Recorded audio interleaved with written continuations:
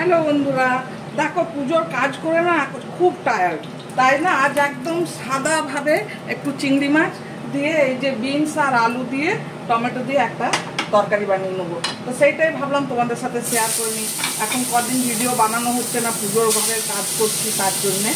তো তোমরা সঙ্গে থাকো আর দেখতে থাকো। আমি নুন হলুদ মাখিয়ে রেখেছিলাম চিংড়ি মাছটাতে, তো আমি সেইটা প্রথমে ভেজে নিচ্ছি একদম খালি আদা জিরে দিয়ে, টমেটো দিয়ে ওই যে বিনস দিয়ে একটু তরকারি বানাবো। মাছটা আমার ভাজা হয়ে গেছে, অনেক বেশি ভাজবো না, তাহলে মাছটা শক্ত হয়ে যাবে। ঢেলে নিলাম। এই যে এখন তেল দিচ্ছি, আর এই যে কালো জিরে ফোড়নে দিয়ে দিচ্ছি। কালো জিরে আলু আর বিনসের সাথে ভাজার সময়ই ওটা ভালো হয়ে যাবে। বেশি কালো জিরে আবার যদি বেশি ইয়ে হয়ে যায়, কালো হয়ে যায়, তাহলে তো ওইটা তেতো হয়ে যাবে। তাই একটু কম ওটাকে ফ্রাই করছি। দিয়ে দিলাম, দিয়ে আর আলু সাথে ভেজে নেবো একটু।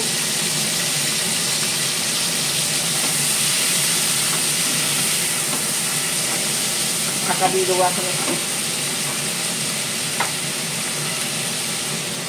তাহলে তাড়াতাড়ি সেদ্ধ হয়ে যাবে। দেখো আলু সব ভাজা হয়ে গেছে। এই যে এরপর আমি আস্তে আস্তে মশলাটা দিয়ে দেবো। এই যে আদা জিরেটা দিয়ে দিলাম, এই সরি জিরে না, আদা বাটাটা দিয়ে দিলাম।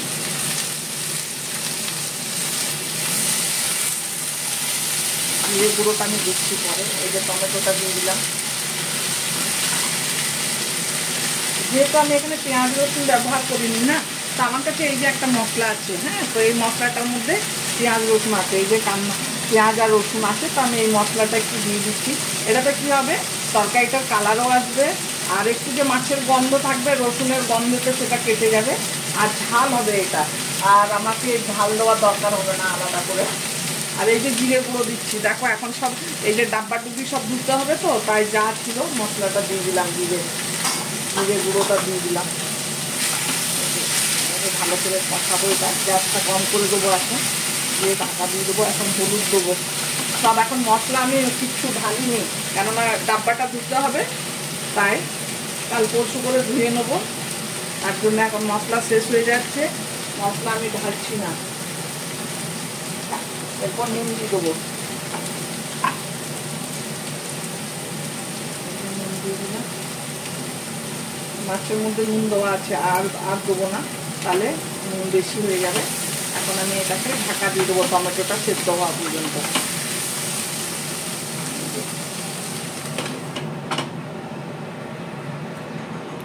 আমার তরকারি একদম ভালো করে কষানো হয়ে গেছে। এই যে দেখো আলু সেদ্ধ হয়ে গেছে, সব হয়ে গেছে। এখন আমি মাছটা দিয়ে দিচ্ছি, জলও গরম হয়ে গেছে, মাছটা দিয়ে দিলাম। আমি গরম জল করতে দিয়েছিলাম, আমি গরম জল দেবো।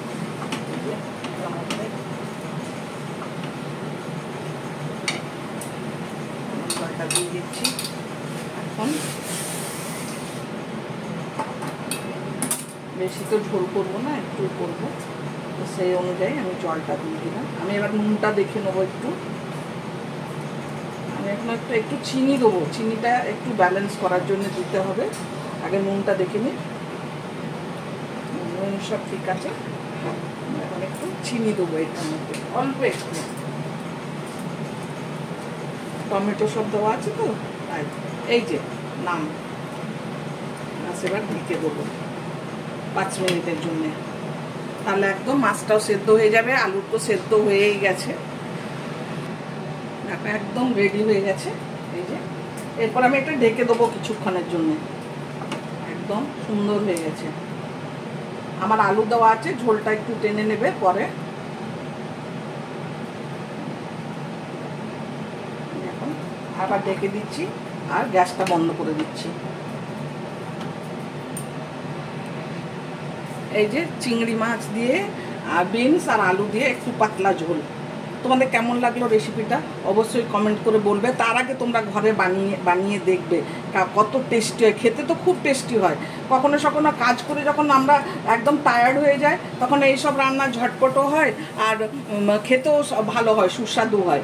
তো তোমরা নিশ্চয়ই এরকম ঘরে বানাবে আর কমেন্ট করে বলবে। আর যদি তোমাদের এই রেসিপিটা ভালো লেগে থাকে তাহলে তোমরা লাইক করবে, শেয়ার করবে, আর নতুন বন্ধু যারা দেখবে অবশ্যই সাবস্ক্রাইব করে দেবে। চলো এখন পুজোর মধ্যে তোমাদের আমি ভিডিও দিতে পারবো কি না পারবো জানি না। তো এই যে আমি আজকে বানালাম, অবশ্যই তোমার এর মধ্যে একদিন তোমাদের দেবো, তোমরা দেখবে আর কমেন্ট করে বলবে। বাই। আবার এমনি কোনো নতুন রেসিপির সাথে আবার আসবো তোমাদের কাছে।